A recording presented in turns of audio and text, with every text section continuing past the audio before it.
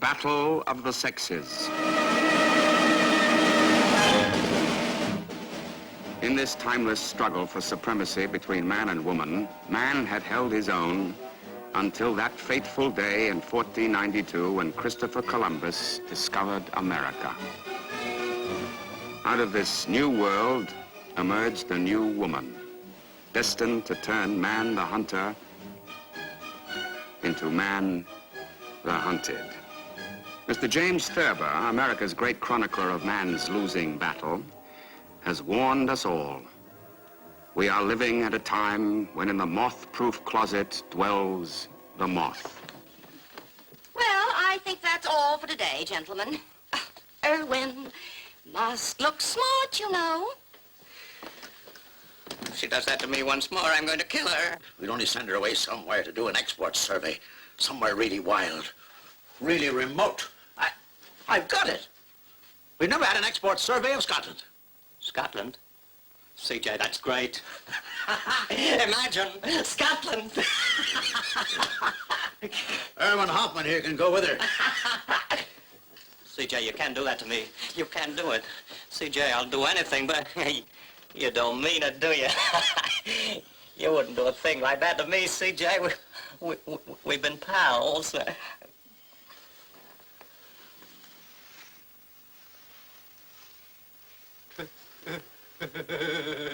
So destiny sent Mrs. Barrows to carry the sex war into one of the last bastions of man's supremacy, Scotland.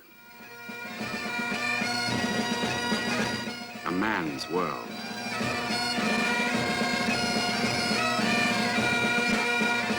A world in which the shortest skirts are worn by man.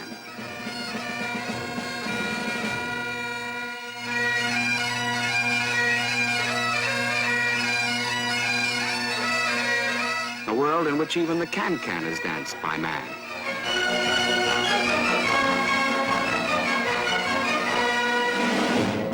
This was to be the battleground. Now, every war produces its hero. The man with that little extra something that other men haven't got. The Superman.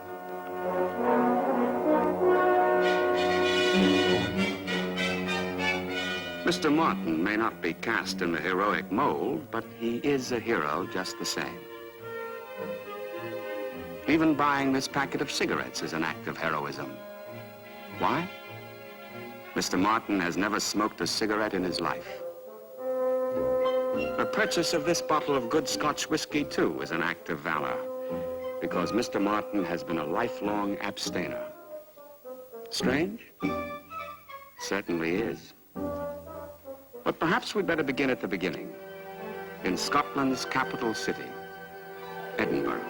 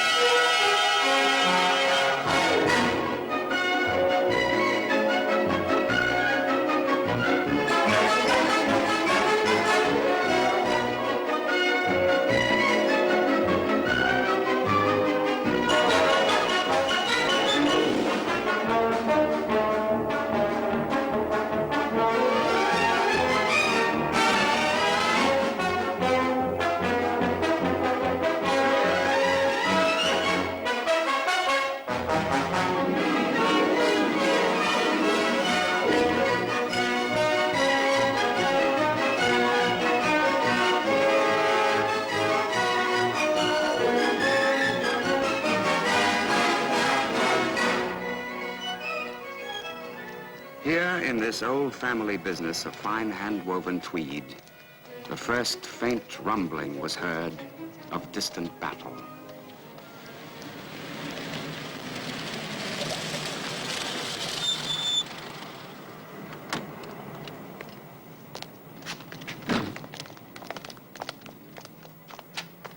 Oh, sorry, Mr. Darling.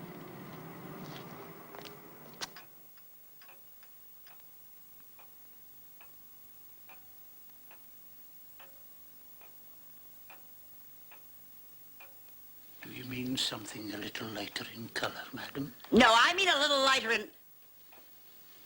I mean a little lighter in weight. This is a bit heavy for California. Have you any wool mixed with nylon or synthetic fiber? Synthetic fiber? We have nothing to do with synthetic fiber here, sir. Sorry. Excuse me. Yes, darling? A message for Mr. Martin from himself. You'll find him upstairs. How is Mr. McPherson? Oh, sinking fast, Mr. Robertson. It can't be long now.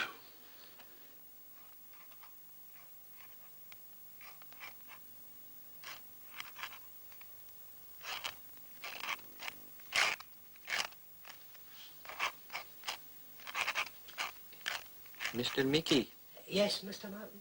could you try to find a quarter nib, please? Oh, I'm sorry, Mr. Martin.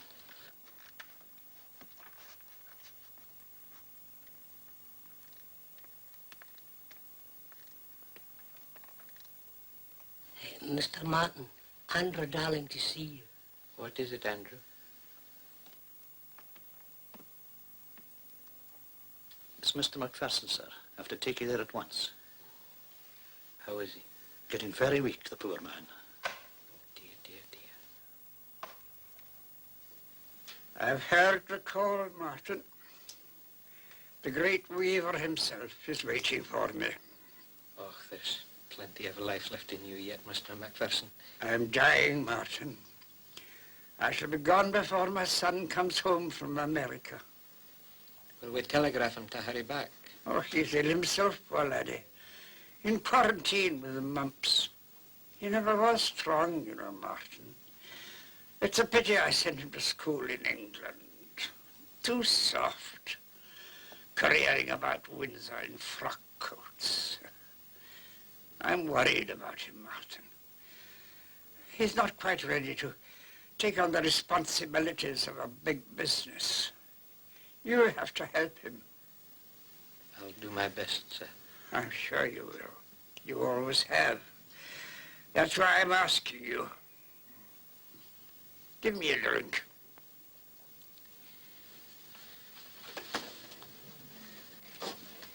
Do you think that you should, sir? The doctor was Oh, saying... that ignorant old fool. Give me a drink and have a dram yourself with a dying man.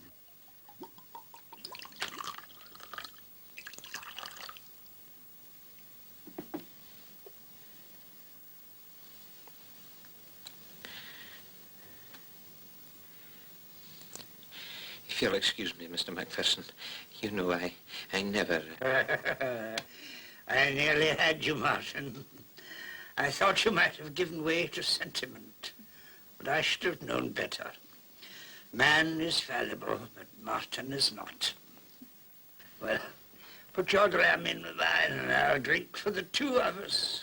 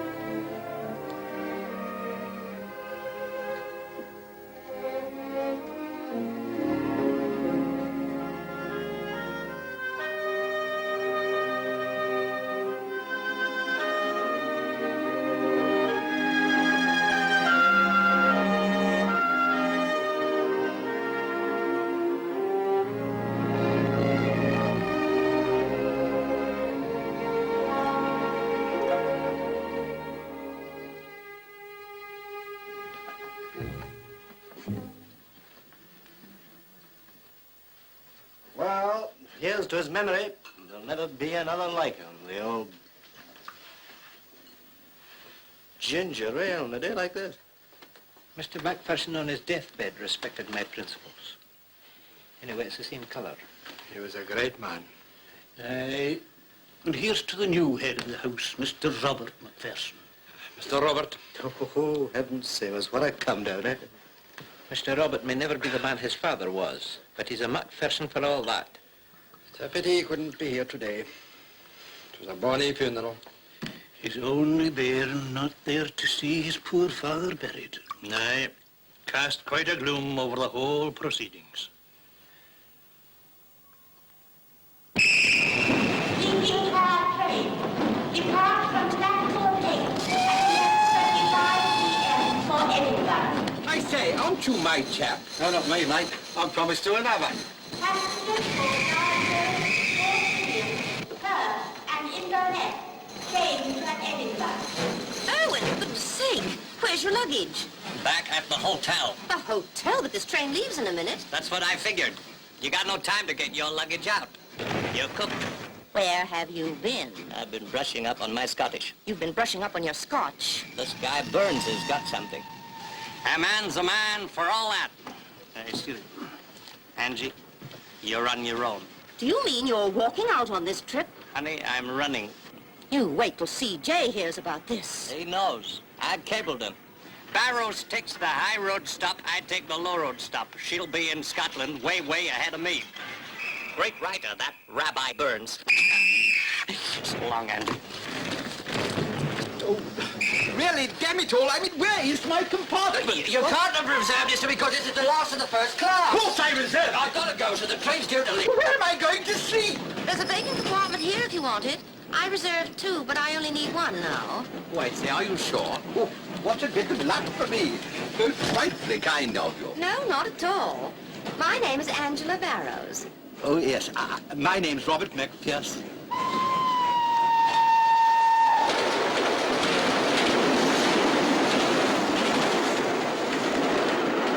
The House McPherson Tweeds. Well, of course I've heard of them. Do sit down. Oh, thank you. So you're the Robert McPherson. Well, you must have quite a Well, business. it's really just no family firm.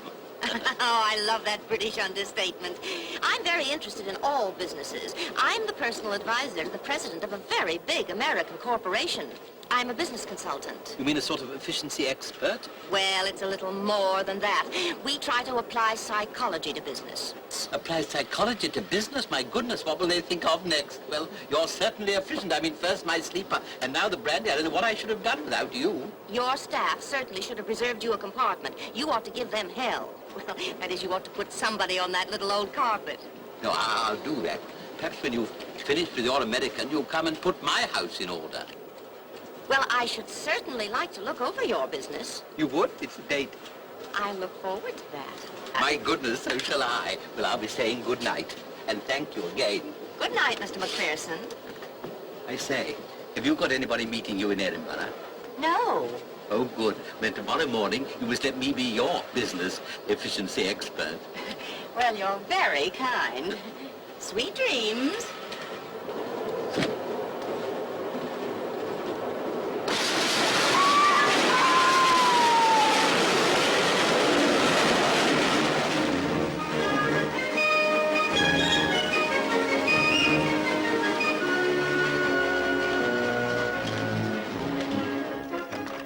Darling's been with us for ages, you know. He used to drive me to kindergarten. Didn't you, darling, eh? My, when was that built? She was built in 1925, lady. She's a beauty. Beat you to it. The George Hotel and then the office. Wait.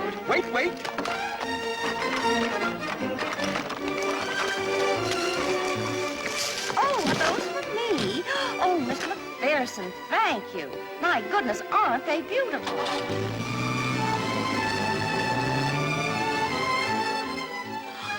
Here's himself now.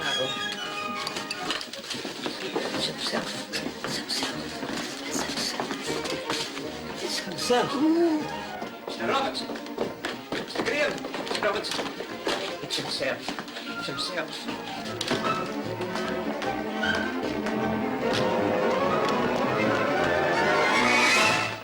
Well, howdy, folks. Welcome home, Mr. McPherson. Thank you. As they say in Texas, it's sure good to be back. I've had a wonderful trip. Yes, indeed, a really wonderful trip. Most stimulating. I've had a wonderful trip. I'll have a little talk with you all later. He seems in wonderful spirits. Aye. What's wrong with him? He's a changed man right enough. Do you know what he's brought back with him from America? A lady. A lady? Aye. Arm in arm, they were mincing up the Waverley Steps like two turtle doves. Wait, he said to me. And he dashes off and buys all the flowers old Annie had with her and just throws them over this lady. The poor man. He doesn't know what he's doing in his grief. Well, I couldn't wish for anything better. A man in business needs a woman in the home. First a funeral, then a wedding, and then who knows? That'll be himself. What like is she, Andrew? An American. Oh, well, thanks to the old Scottish settlers, there are still some good families left in America.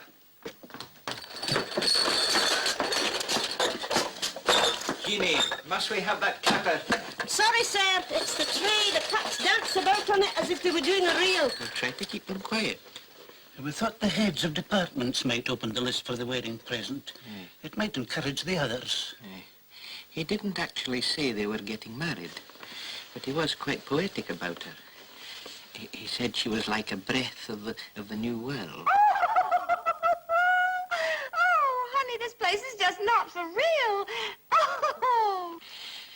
Will that be herself? Oh, this is marvelous.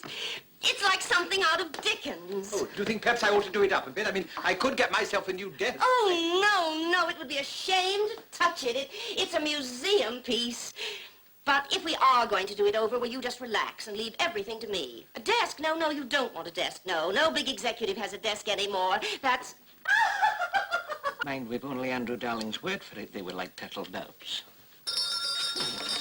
That's for me.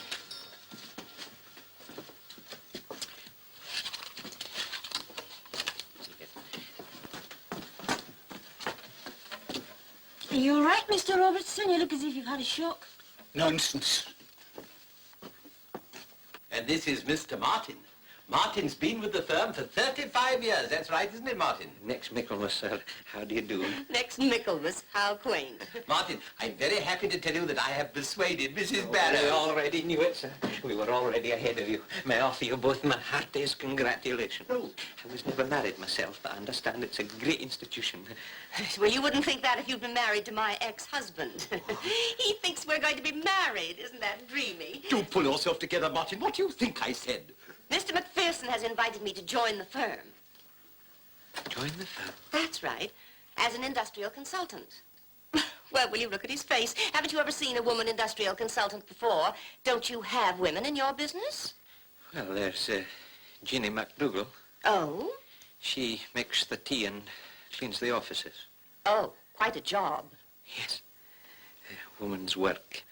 Mr. Martin, you must join the 20th century. A woman's work. Yes, well, I knew you two would get on. Martin, in the morning, I want you to take Mrs. Barrow under your wing. Show her the ropes. Nobody understands the working of the departments better than Martin here. He holds all the purse strings. Oh, I see. Well, you are in the catbird seat. Baseball term means sitting pretty. Oh, aye. Oh, don't be such a square, Martin.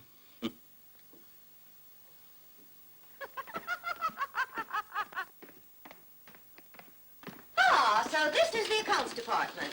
Oh, don't get up, gentlemen, please. The accountants.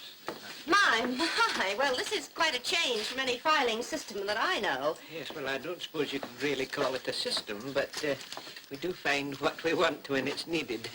This I have to see. Certainly, yes. Mr. Mickey, would you ask for something? Ask for something? Aye, anything. Can I have a cup of tea, please? No, Mr. Mickey. Ask me for an account. A statement of the accounts as to the end of July last year. Aye, that should be a good one to demonstrate with. Yeah. I just get the steps.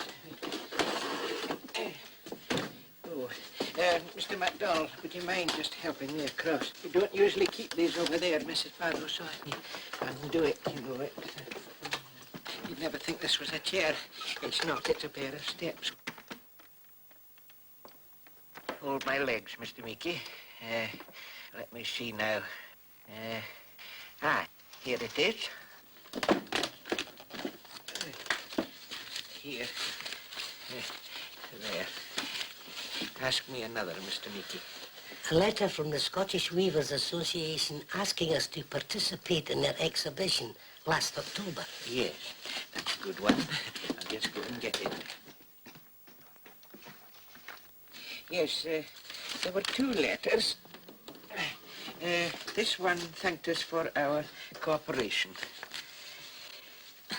Yes, well, this makes a nice parlor game, but we can't run a business this way, can we? Must look smart. And how you can work in this atmosphere? Don't you have air conditioners? No. Well, at least we can use nature's air conditioners. Mrs. Barrows, we never open the windows.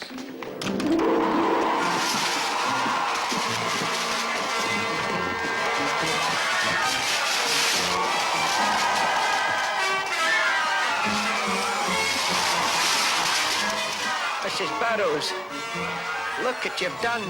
I'll tell you what I've done. I've got you a new filing system. Oh, for Pete's sake, shut it! Great balls of fire. Is that how you tackle the home market? I don't understand, Mrs. Barrows.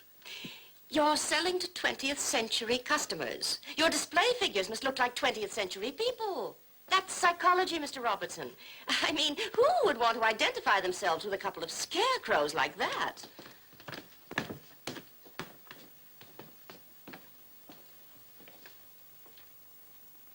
Now, Mrs. Barrows, this is the most important piece of furniture in the whole building.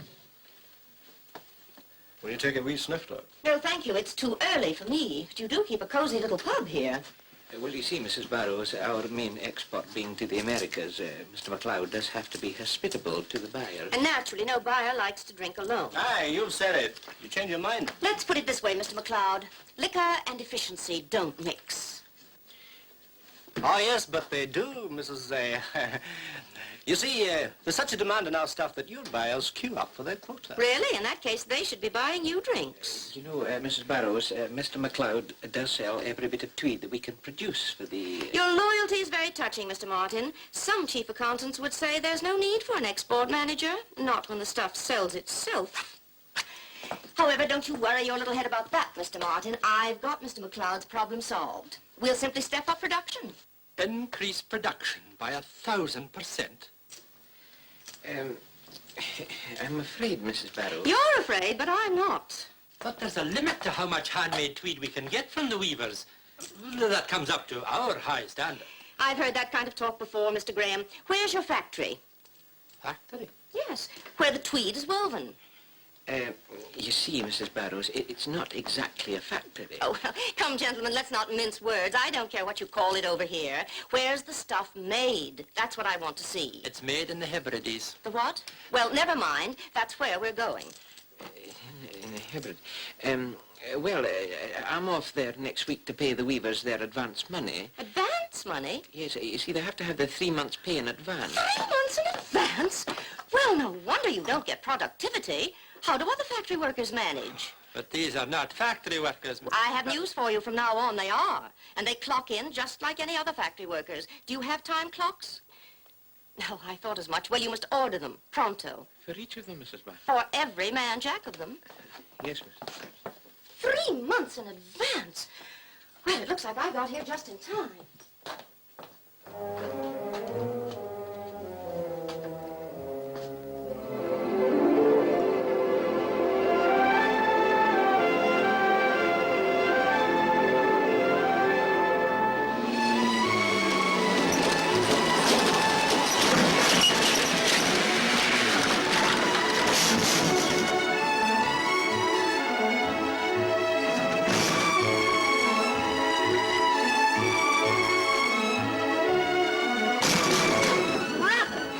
Location for a factory. Couldn't you have found someplace nearer home? Well, it wouldn't be easy to move the weavers. They've been making tweed here for hundreds of years. They still make it in much the same way. Yeah, Mr. Martin, you don't surprise me. It's less primitive nowadays, you understand. How primitive can you get?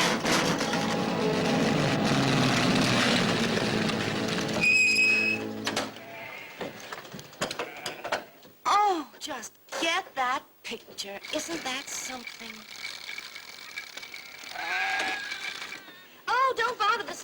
my account. I've got no time to be a tourist. Let's press on to the tweed business. This is it. What is it? Well, Jock and Chrissy McNeil here are two of our best weavers. You mean that's all there is to it? Oh, no. We've about 700 of them scattered all over the island. Are they all that old? No, we've got some that... Well, I suppose there's no production that can't be rationalized. I beg your pardon? Well, you've heard of time and motion study, of course. Though how that could be applied here, I don't quite see. We've plenty of time here, Mrs. Barrows, but there's not a great deal of motion. Oh, come now, Rip Van Winkle. Don't tell me you've never heard of mechanization. Well, I suppose it doesn't matter as long as Mr. McPherson has. Just wait till I hit him with my plan for centralizing the weaving. Well, you go... must look smart, you know. Now, you go off and do whatever it is you have to do, and then let's get the hell out of here.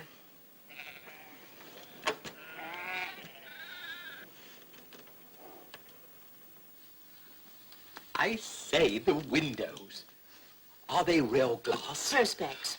I could get a torch bulb and run it off a battery at the back. They'd light up. They'd look wonderful in a dark room. Yes, I'm sure they would, Robert. But what do you think of my project? Well, it's bold, of course, isn't it? It's very bold. I'll give you that. Mind you, it's a break. It's the biggest break you've ever had in your life, and the best. I mean, it's a break with tradition. And how?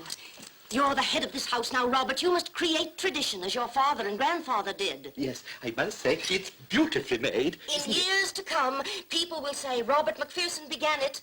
Encyclopedias of the future will talk about the McPherson method for the manufacture of tweed. Oh, I say, I mean, you don't think encyclopedias? Well, I shall have to talk it over with the boys. I mean, try it out, you know. Talk it over with Martin. That's the one. Try it on the dog. Well, don't you let them talk you out of it. Remember, you're top dog. Oh, this is a big step, Robert, but we'll take it together. Robert, I wish you wouldn't think of me as a woman. What? I'm your business partner. Now, I've got a lot to do, and so have you.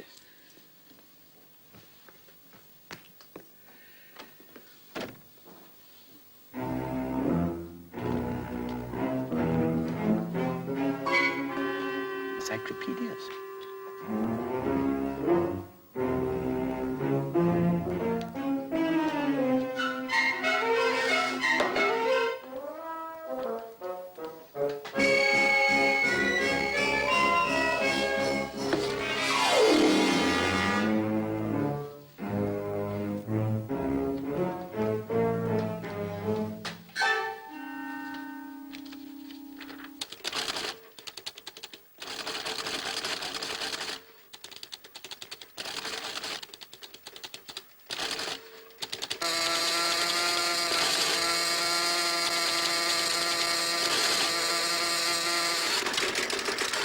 Hello, this is Mr. Martin here. Is that you, Martin? Speak up, I can't hear you. Martin, what's that damn noise? I'm sorry, Mr. McPherson. Excuse me, sir. But what I wanted to say to you, Mickey, Martin, if we be cut off... Yes, it's off. I can't hear Mr. McPherson. Oh, there, Martin. Sorry, excuse me, Mr. McPherson. It's your repeater, please.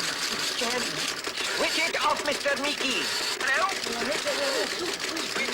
Come into my office straight away, will you? I'll come over right away, Mr. McPherson. There's no reason to shout. I'm not deaf. I'm very sorry, sir.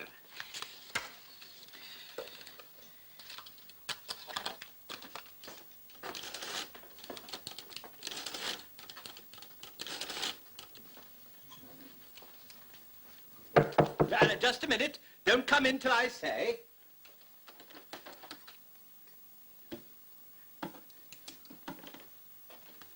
Come in now. Martin, over here.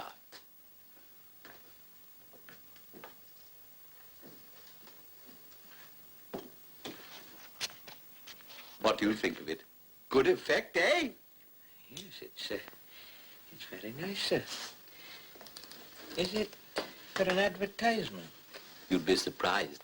This is a model of the new factory Mrs. Barrows wants me to build for the house of McPherson. Centralize all the weaving. What do you think of that, eh? You can't mean it, Mr. McPherson. Well, I don't know. I mean, what do you think? Do I like it or don't I? Hmm? Well, it's not for me to say, sir. I mean, what would your father have said? Well, I don't know. Father says it's a lot, didn't he? But we can't dwell in the past. We've got to move into the 20th century. Encyclopedias of the future may talk of the McPherson new method of tweed manufacture. I really ought to get one or two of those miniature cars put outside the front entrance. They look absolutely marvellous. If there's anything else, sir. No, I don't think so. Think it over. Some of Mrs. Barrow's ideas need seasoning, you know, like timber. How do you like the way she's done up my office? Quite unusual, sir. I'm very keen on my squawk box. That's what they call them in the States. Do you know how old this is? Before Columbus discovered America. They didn't wear tweeds in those days. And there was Mrs. Barrows complaining that your father's ornaments were old-fashioned, sir. Macpherson speaking. Robert, it's me. I've been thinking about my project. Now, maybe you shouldn't mention it to those old fossils you've got working. I'm in a meeting, Mrs. Barrows. I'll call you back. Don't bother. That's all I wanted to say. They just wouldn't dig in. Very amusing the way she puts things. Very American. She wasn't referring to you, of course. Well, think it over, Martin. Yes, sir. Yes.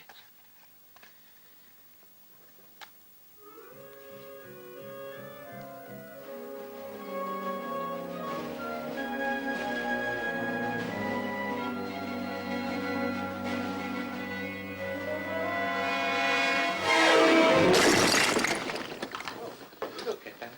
Down, Terribly sorry, Mr. Macpherson, only the wire is not usually there. Yeah, but Mrs. Barrows thought very highly of this. Yes, well, I'll tell her that I did it, sir. No, I'll say it was my fault, that it was an accident. Oh, perhaps we shouldn't mention it at all. Maybe she won't notice. Martin, that'll be all, thank you. Oh, I was putting it...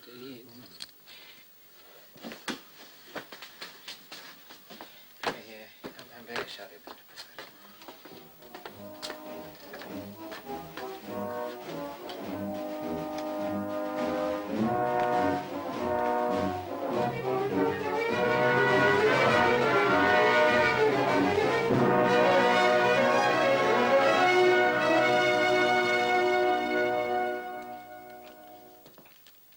Good night, Angus. Why, good night, dear Mr. Martin. Oh, Angus, you'd better have a look at the upstairs windows. Mrs. Barrows is inclined to leave them open. I'll see to it right away. The insurance company don't share her enthusiasm for fresh air.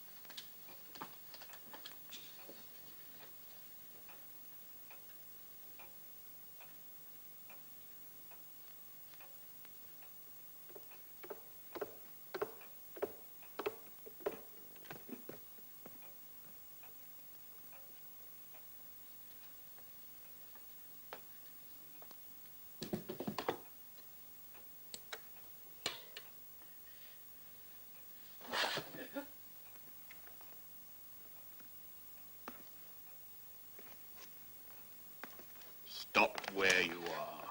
Come on, get those hands up. Better come quietly.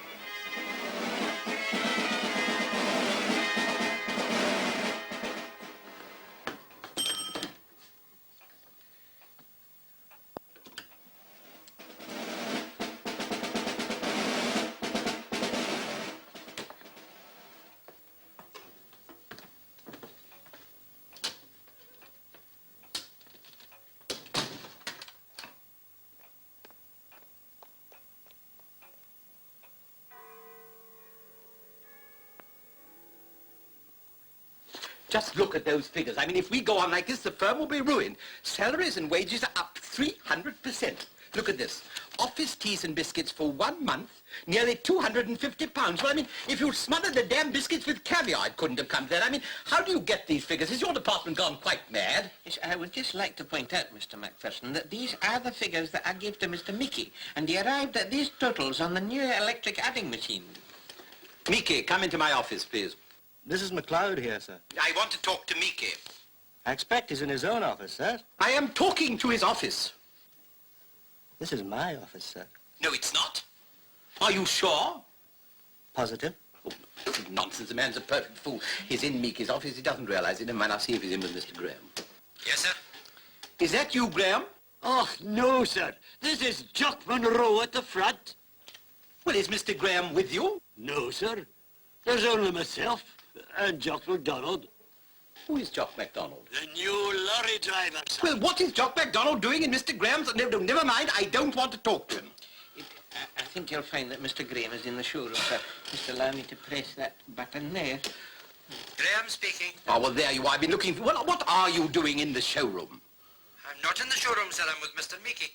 Mickey? Well, that's the man I'm looking for. Well, where are you? Are you in Mr. McLeod's office? No, sir. I'm in Mr. Martin's office. Well, you better stay where you are and I'll come and find you. I really don't know what's the matter with the staff today. None of them seem to know where they are.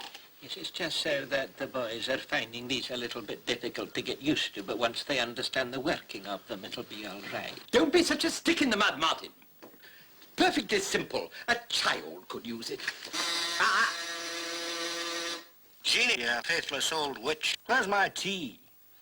I had a bit of a rough night last night, and I've got a tongue you could roast chestnuts on. McLeod, will you spare us your symptoms and take an aspirin? Where was I? I've been thinking, Mr. MacLeod, it's no use you're nagging me. I've only got the one pair of hands and I'm not supposed to bring tea around until 11. And if you were to ask me, you'd be better off with a purge. Mrs. McDougall, will you try and show a little more respect for the heads of the departments? Mr. MacPherson. That's me. Now, come along. Let's get out of here before there's any more of this.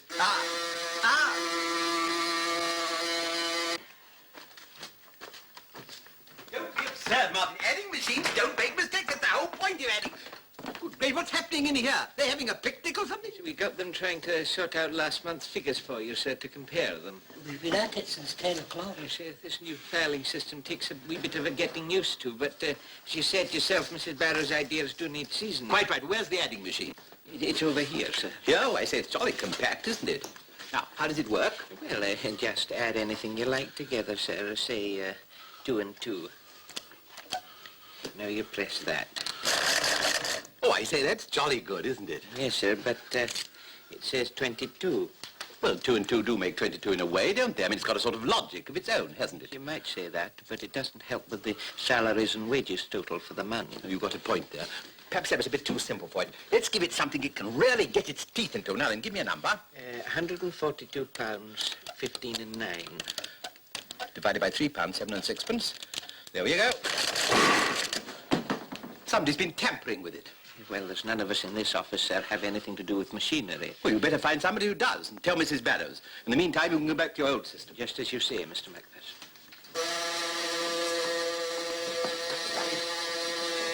Yes?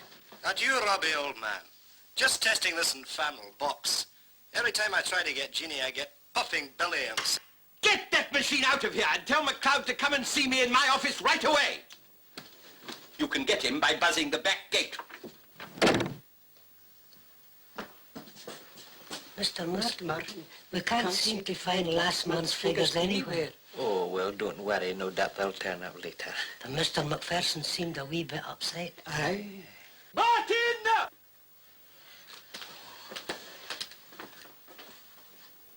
Martin! Robert, don't shout. You'll burst a blood vessel. Use the intercom. It's no damn good! Martin! Martin! Were you calling me, sir? What is the meaning of all this?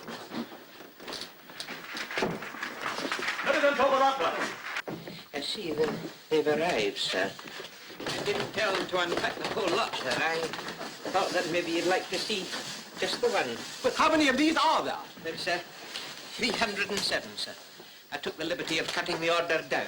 Cutting it down? Yes, you see, sir, Mrs. Burroughs' instructions were for 607, one for each weaver.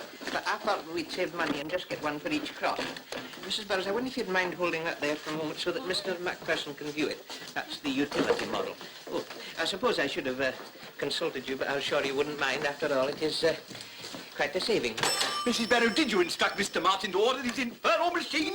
No! Well, yes, in a way, I suppose I did, but I meant one clock, Mr. Martin, one. Really, Mr. Martin, I don't dig how you... Mrs. Barrow, if we go on like this, the only thing we'll dig will be our own graves, really. I'm not a bottomless well, Martin. We must realize we haven't got all this money to throw around. What am I expected to do with all these?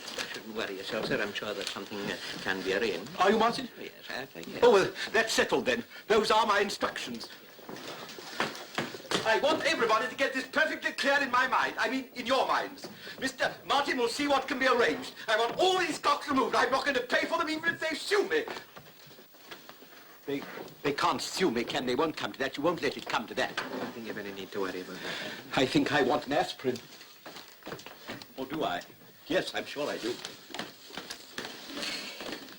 This is all your faults. Weave yourself something out of that. You're a canny man, Mr. Martin, right enough. All right, boys, back to the warehouse.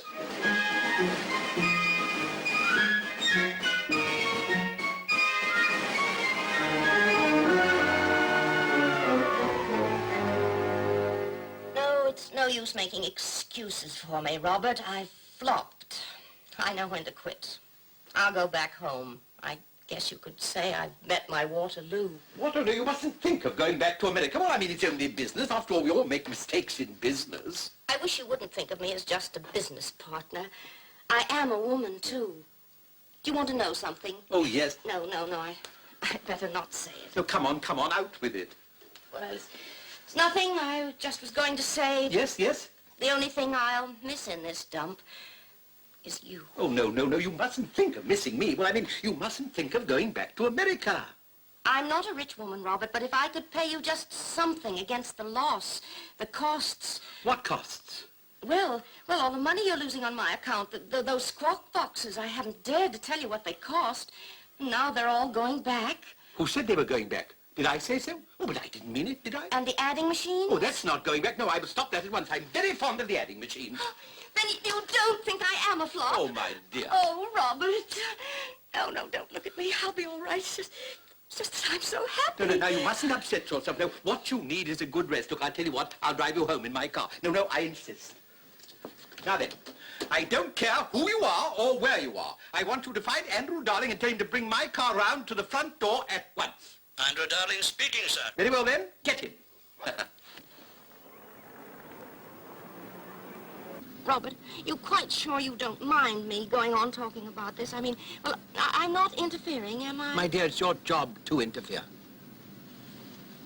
All right, Robert. Then I'm going to give it to you straight from the shoulder.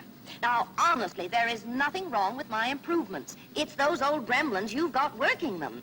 And if you're as smart as I think you are, you'll get rid of them. Get rid of them? Every man, Jack. You can't have them and progress. And as for those weavers, well, I mean, they could just draw their pensions and take to the caves. That's how much you need them. But who'd make the cloth? Join the 20th century, Robert. Stop making cloth for the privileged few. Make cloth for the millions. Build a factory of today to make the cloth of today. Synthetic fiber.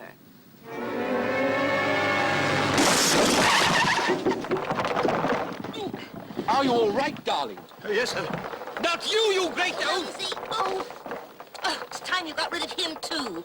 And this old crate. Oh, Robert, you could have the whole industry by its ears. I've got the slogan for you, too. McPherson's fiber's what you need. Better far than handmade tweed. May I trouble you for your name, sir? McPherson, Robert McPherson. Would that be Macpherson's tweeds now? Synthetic fiber. Synthetic fiber?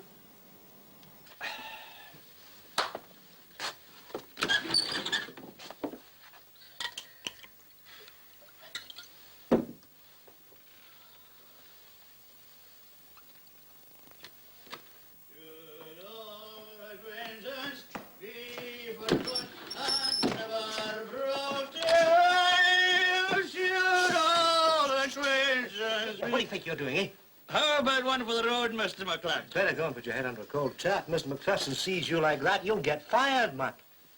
I have been fired. Eh? Aye. And you'd better look out for yourself. You're a gremlin, that's what she said. Who says? Mrs. Blathering Barris. And you should hear what she's going to do with the house of McPherson. Aye. Yeah. What's a gremlin?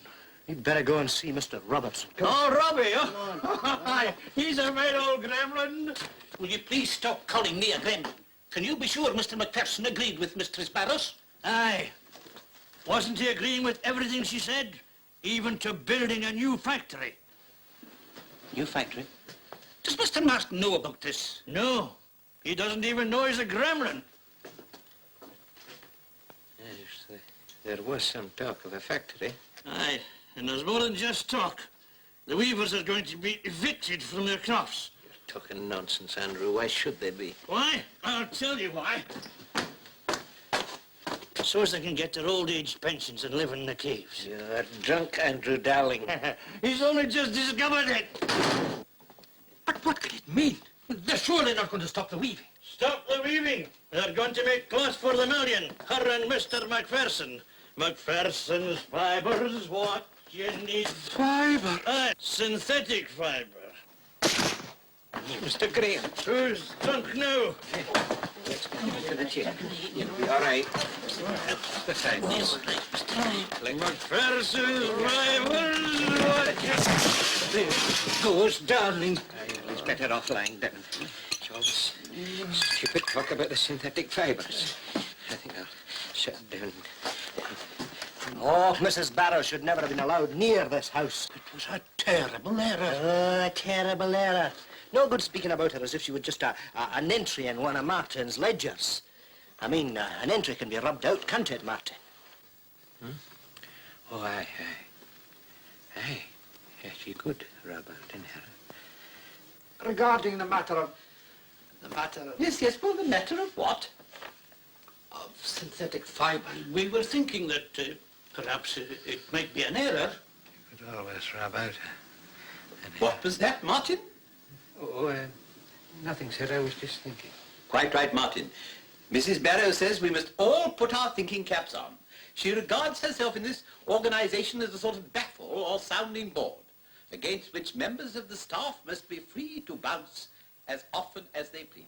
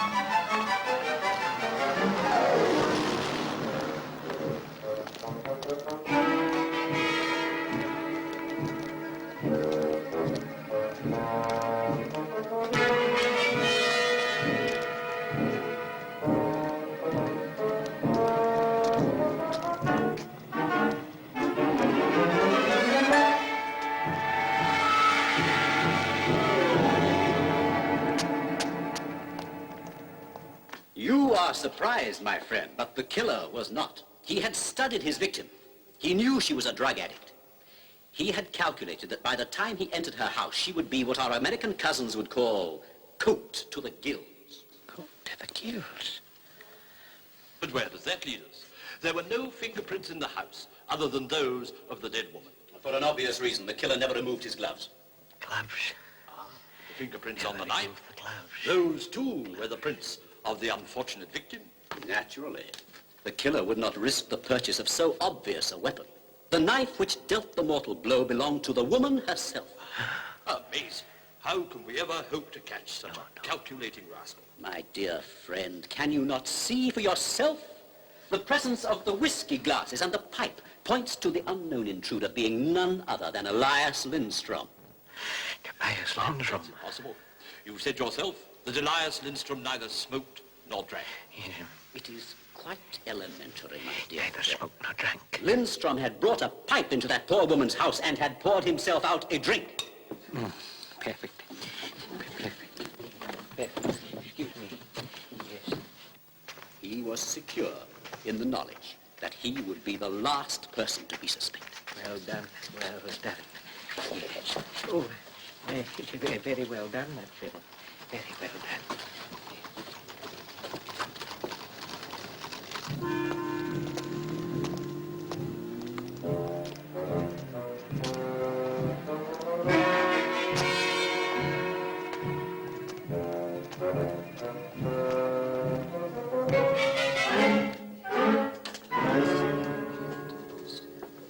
Yes, sir. Serve your customers first. Oh, we're just having a crack. What would you like, sir? Some cigarettes, please. What kind? Any kind. Those red ones, I always have those, yes. Filter tips? No, just a cigarette, please. How much is that? You better try these, then. It's 3 and 11, sir. Yes, 3 and 11. Cheap at half the price. But which brand of whiskey, sir? We have them all. I'd better have a flat bottle. Flat bottle? Yes, I always have a flat bottle, you see, because it goes in my pocket here. Oh. Fit in there, you see. Yes, have to be the right size. Aye, well, will you try this one for size, sir? It's quite a new brand, Kill Willie. Kill Willie? Aye. No, I don't like the name. Oh, but it's a good fit and a very good blend. No, I don't like the name. You know? I'd like a different name with another bottle. Well, now, how about this old acquaintance?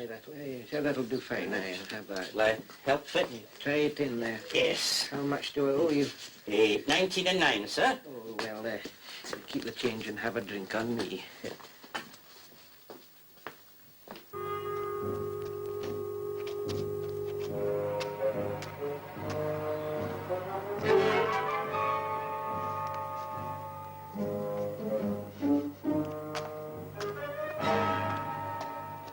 How are you today, Mrs. Barrows?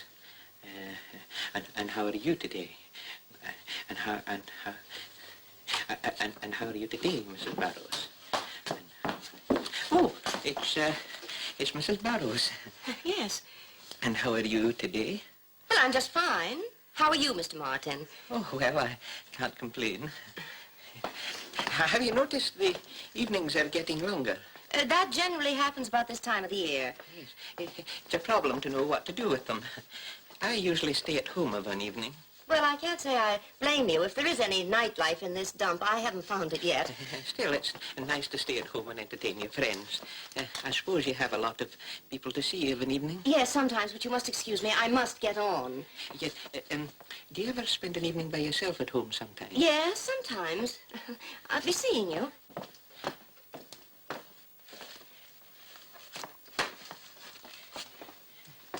What works out of your planet?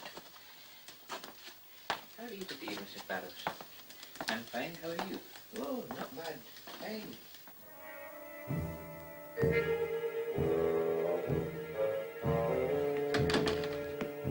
Will I see you later in my apartment? Well, I was thinking perhaps I'd better spend the evening at home, try and kill my wretched cold, what? That may be wise. If you change your mind, just give 3 rings. I won't come down to answer the door unless I know it's you.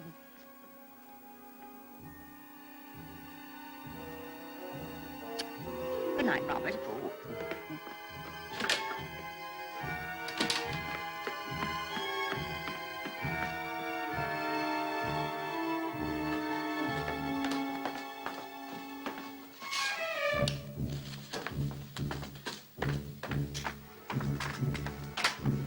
Good night, Mr. Mickey.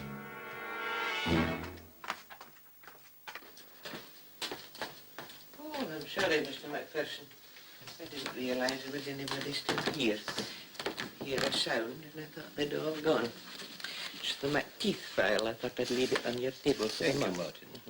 Everything under control? Oh, yes, thank you very much, sir. Are you feeling all right?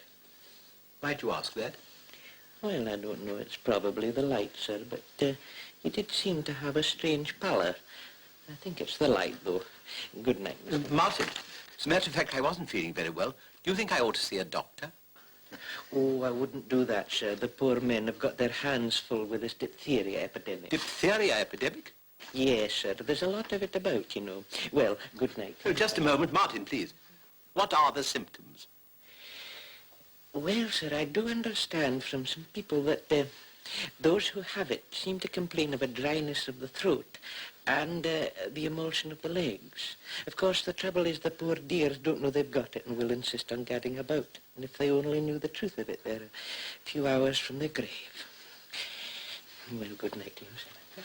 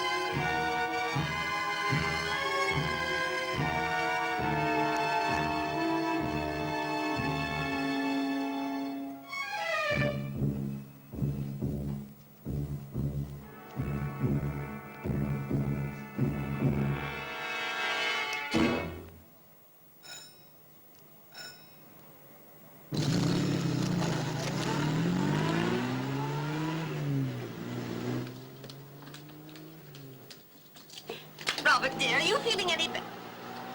Oh, for Pete's sake, what are you doing here? I want to talk to you.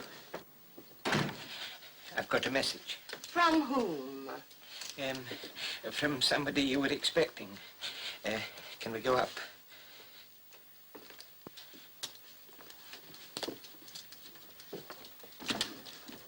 Hi there. Good evening, Mrs. Barrows. How are you? Just fine. How's yourself? Fine, thanks. Just letting Sally take me for a walk. Good night. Well, have a nice walk. Oh, this is Mr. Good night. What are you up to? I didn't want you to mention my name. Why not? What's the matter with it? Oh, no. I was thinking of your reputation. I mean, what would you think inviting men into your flat? Well, nobody's invited you. However, now that you're here, what's the message? Mr. MacPherson, he asked me to tell you something, but I can't quite remember what it was. Well, I'll be... Hey, is something wrong with you? Yes, I've got a bit of a chill. I'll be all right presently. Oh, well, I'll get you something for that. And please, try to remember what the message was.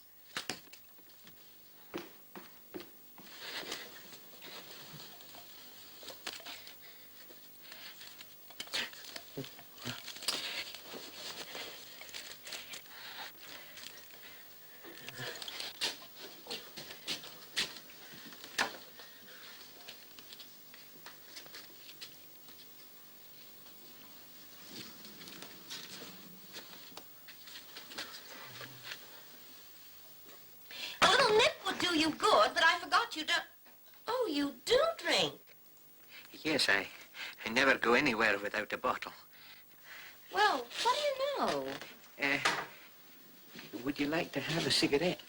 No, thanks. I smoke only filter tips. Oh, that's handy.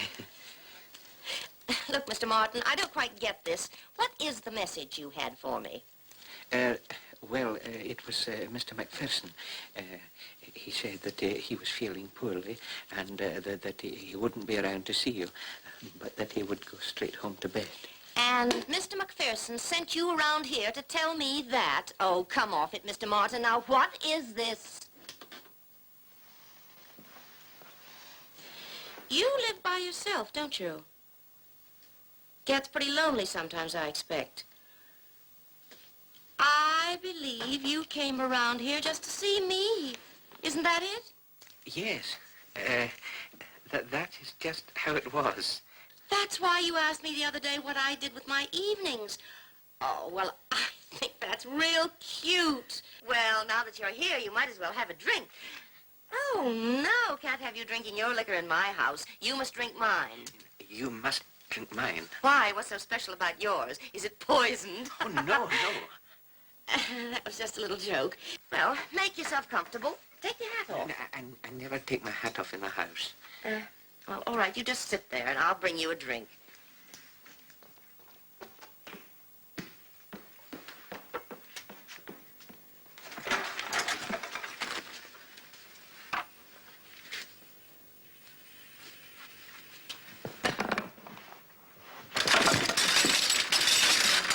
What are you doing out there, Samson? Breaking up the house? Come in and help me. Coming.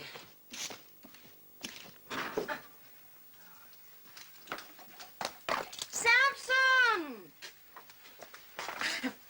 Oh, come here. Look, will you get that bottle of whiskey down from up there? Yes. Thank you. I put it up there out of reach of the cleaners. You know what they are. I don't think they really mean to steal, but when they see it in front of them, the temptation's too great. Now, let me see. Ah, there we are. Thank you. Now, would you like to get some ice out of the fridge for me? Yes, yes. Here, you'll need this. Those trays get stuck. Just stab that underneath the trays and they'll come loose all right. Well, what are you waiting for? Start stabbing. How are you getting on? Coming out? Ah, there's my little Boy Scout. Thank you. Oh, and this. That's right. That goes in here. So you're a secret drinker, eh? Well, well. Still Waters, that's your name from now on. Say when. Don't you ever say when? No. Say, you weren't kidding when you said that about drinking. Come on, Still Waters. Come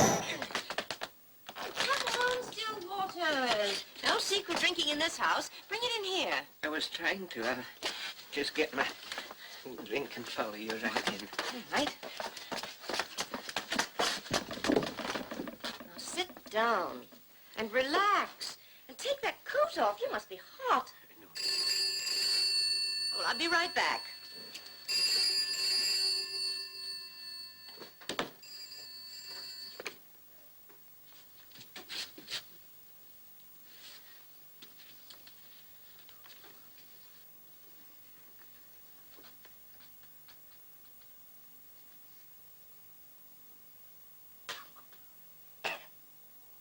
Robert, if the thermometer says you're normal, I expect you are normal. Are you coming round to see me? Well, I don't like to risk it. I mean, the doctor's just been. He didn't seem to know much about it. He didn't think it was diphtheria, but... Diphtheria? Oh, Robert, now you are imagining things. Get into that little old car of yours and come on around. Well, I don't really like to, dear. It's been rather a shock, you know. Well, yes, of course it was a shock. I'm just sorry you can't come, that's all. I had a surprise for you. A visitor. A gentleman visitor. However, you just stay where you are if you're feeling groggy. I expect you've been working too hard. He's a bit late, isn't he?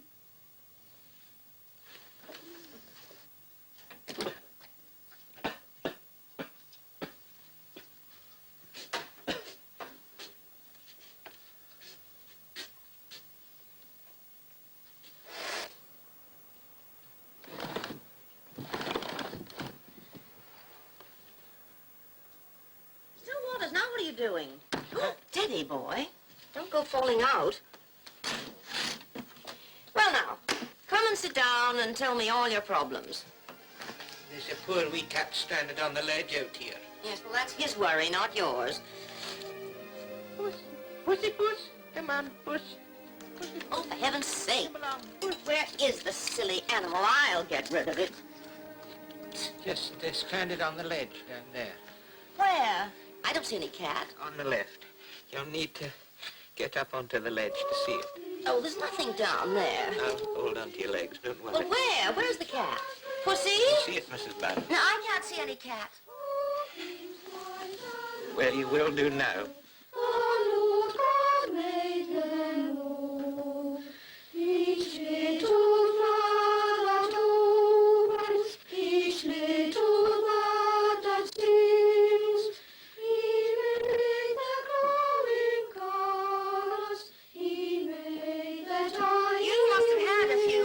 came. There's no cat down there. Hey, where are you going? I'm very sorry, Mrs. Barrows. I've made the most terrible mistake. You see, when I came here tonight, I meant... I know what you meant, you silly boy. I'm not offended. Come on, here, come on. Back and finish your drink. Well, Mr. Martin, drinking, smoking, and being a lady killer. What would they think at the office if I told them? I don't think they'd believe you. You're darn right they wouldn't believe me. They'd think I was imagining things, like you seeing that cat that wasn't there. They'd think I was out of my mind. Yes. They would think that you were out of your mind. Little men in white coats would come for me. I'd be put away. Oh, you never fooled me for a minute, Mr. Martin. There's no such thing as a man with no vices. Oh, do take off your gloves. No. Well, really, you are. I'm going to drink a toast, Mrs. Barrows. A toast? Aye, a toast. Damnation to that fat, overfed buzzard, Puffing Billy Bunter. Who? Wee Macpherson. Are you speaking of poor Robert? Really, Mr. Martin? I'm preparing a bomb that'll blow that fat fool sky high. Mr. Martin, you are drunk. You'd better go. If Mr. Macpherson could hear you... Ways of shutting a man's mouth, Mrs. Barrows. Have you gone mad? No, not mad. Doped. Doped? Aye, I'm a drug addict. I'm gonna murder that fellow, and when I do, I'll be doped to the gills with coke. And then we'll have the house of Macpherson, you and I together. We'll have each other. You come here, you little naughty darling. My God, you're crazy! Robert! Who is it? Help! Robert! Quick, Robert, hurry! Robert! Well, I rang the right bell that time. Robert, I'm so glad you come. He's upstairs. He's drunk. He's going to kill you. Who's going to kill me? Mr. Martin. Martin? No. He's drunk. Hurry, there's no time to lose.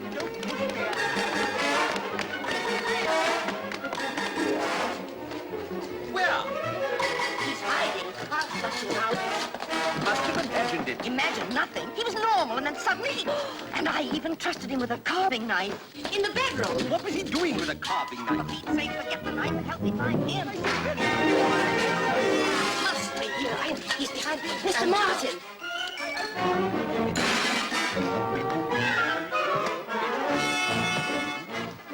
The cupboard, that's where he is. I don't understand, Angela. If he wants to kill me, what's he doing in your cupboard? Never mind what he's doing. He's there. The little rat out of his mouth. Angela!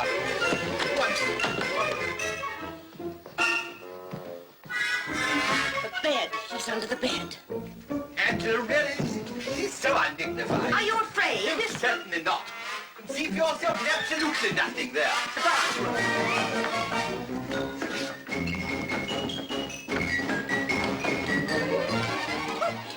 The cupboard.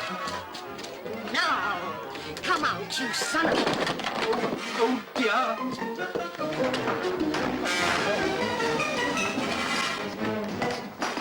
Oh, but you're so helpless. If only there were a man here. Quite right, dear. Quite right.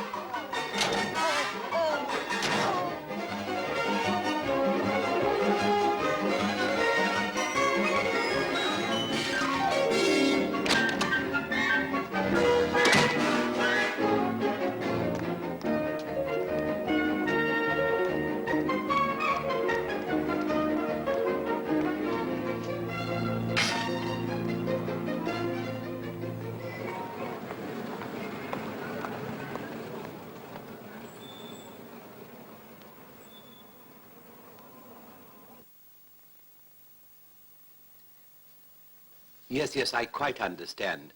I hope you didn't mind my ringing you, Dr. Fitch. Oh, yes, most distressing. We employers have a personal responsibility for our staff. Thank you. Thank you.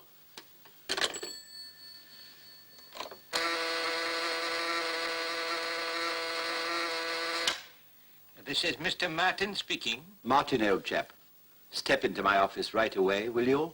Yes, Mr. Macpherson. I'll come over straight away.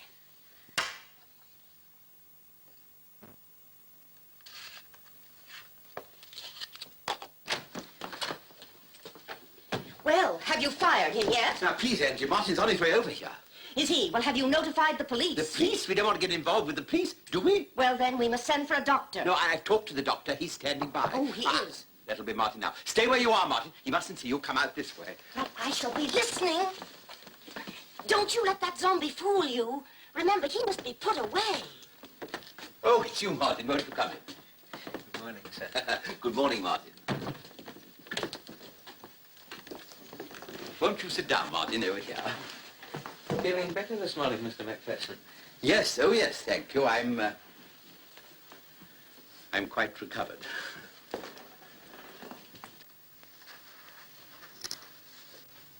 Oh, you know that I never smoke, Mr. Oh, how stupid of me. After all these years with the firm, I ought to have remembered that. How many years is it, Martin? It's 35, sir, next Michaelmas Day. And during all that time, you've never smoked a cigarette or had a drink, eh? Your late father, sir, on his deathbed offered me a dram, but I had to refuse it. So last night, if you had had a drink and taken a cigarette, that would have been for the first time? It would have been, sir, yes. Martin, last night when you went to Mrs. Barrow's apartment, it was simply to deliver my message, wasn't it? Your message, sir? What, my cold? I'm afraid I don't understand you, sir. No, I didn't suppose you would. All right, Martin, you can go. Oh, no, you can't. You're going to No, tell please, Mr. leave this to me. McPherson. Please, Mrs. Barrows has been working rather too hard lately, and she's got it into her head that she went to her apartment last night and behaved in a rather disgraceful manner. It's quite ridiculous, of Sir, course. if there's something I could... No, thank you so much, Martin. You may go. Oh, you lying rat! You tell him what you did last night. He was drinking. He had his own bottle. He was drinking and smoking his own cigarette. Quite impossible, dear. All the cigarette ends had lipstick on them. There was only one glass, and that had lipstick on it, too. Let's thank you so much, Martin. Oh, for heaven's sake, ask Mr. White. Mr. White saw him. Who's Mr. White? The blind man. What? Well, I mean, he would have seen him. His dog sniffed at his trousers. I have no dogs. I mean, Mr. White's dog. Don't listen to him, Robert. You mean Martin was seen by a blind dog? No. Listen to me, Robert. Last night he was drinking some scotch called Old Acquaintance.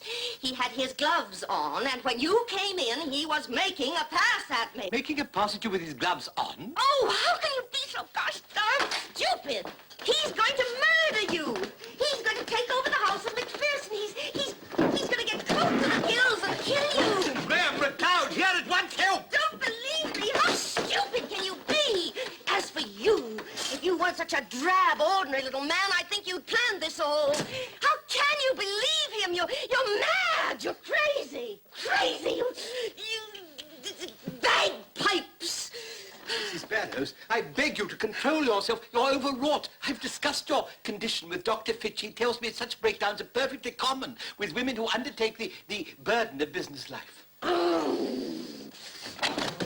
I'll give you business life. I'll warn give you to come close. I shall defend myself. Well done, everybody. Will you see to it that Mrs. Barrows is escorted safely?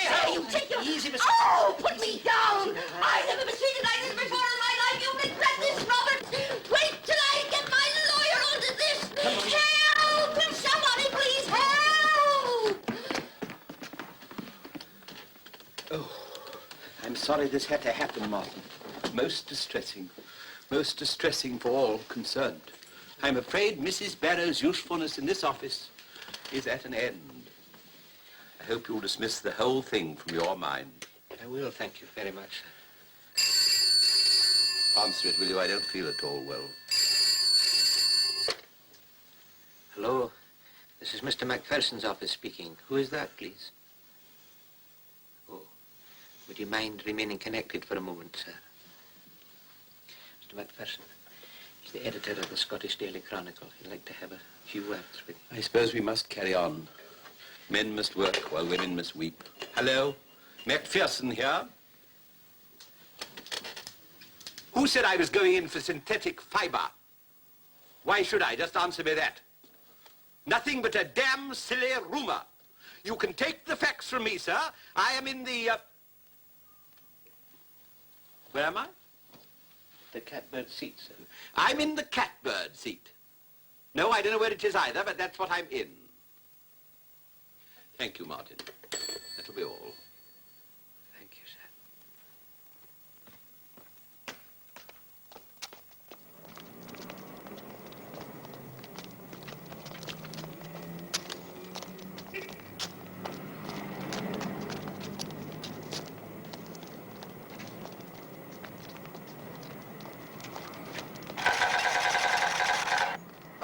it's you.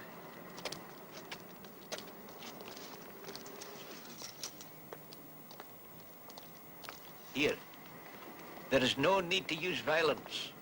There is many a battle been won without even striking a blow. What the gear? It's all right.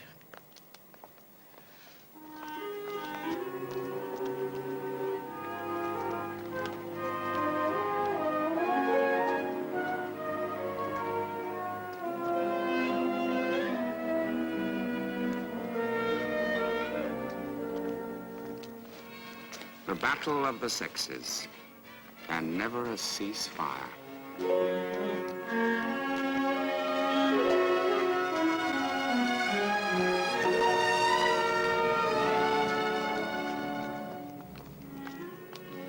You see, Mr. Martin hasn't reckoned with man's greatest hazard, a woman's tears. Put it another way, Mr. Martin has won a battle, but has he won the war? Oh, well, that's the way it goes. That's life. Happy days, Mr. Martin. But watch out.